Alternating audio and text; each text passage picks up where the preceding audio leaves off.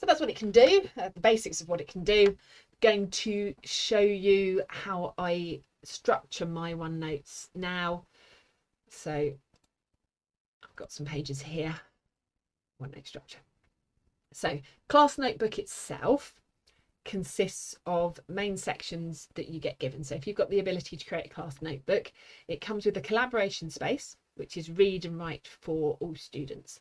You can lock pages, so groups can only access certain pages. So if you're doing group work, you could set up the pages so group 1 can access a certain page, group 2 another one, and so on. You get the content library, which is read only for the students, and you can create extra sections within there. So this entire section is labelled content library is read only for the students. You have a teacher only area, which only you can see. So I often put my planning in there, or tests or things that I don't want the students to see until I drag them into the content library. You have a student area, and these are named after the student. So this is a test student here, and that is read and write for the students. So although you can set up a folder structure for it, they have write access there, which means they can change the folder structure. So I would say think of it like their exercise book and try not to be too precious about it, because I have had students in the past rearrange the folder structure to suit them. So how I structure my notebook. I'm going to show you one of my notebooks to give you some idea what it looks like currently.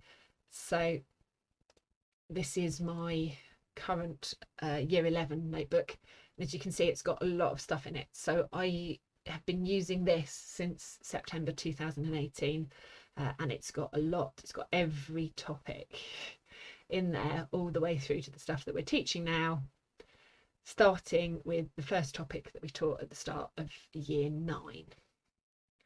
So for that reason, I start my OneNotes with an index page, and on that index page I have a link to each topic, so the students that don't have to scroll up and down through 60 plus topics, and I have a link to the homework, so that if they open the OneNote, they can go to the OneNote page and link to the right area.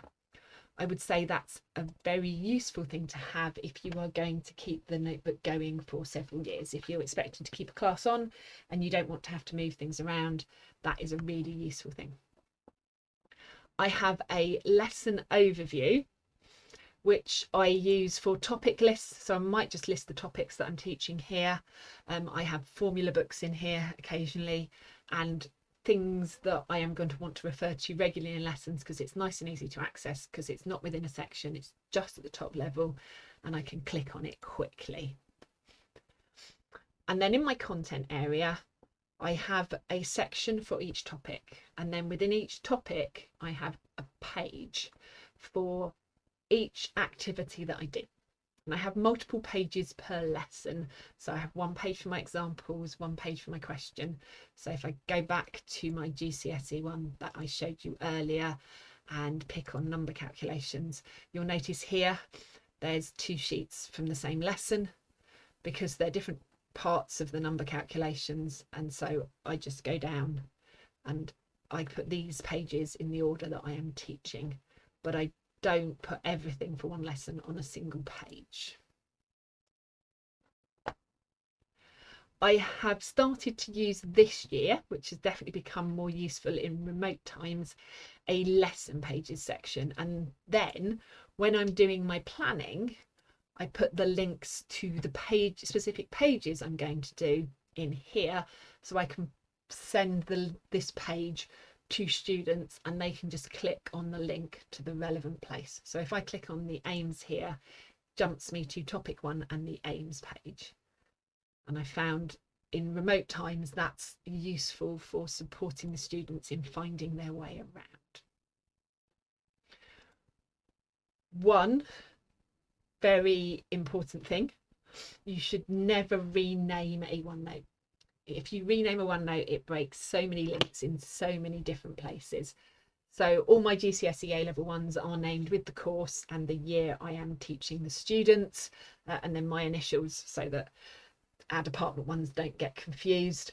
if you are going to carry a OneNote from one year to another and you don't want to have to move all the pages over, then think carefully about how you name it. Moving things is easy. Copying things is more time consuming. So if you are happy to just move everything and lose your original, that's not too bad. If you want to copy stuff, that is doable, but you have to set aside some time to do it.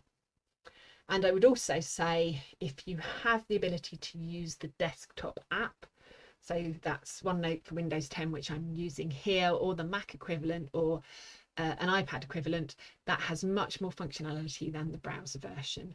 And I would always recommend using the app if that's possible. That includes if you are trying to run OneNote within Teams, I would open it in the app as well.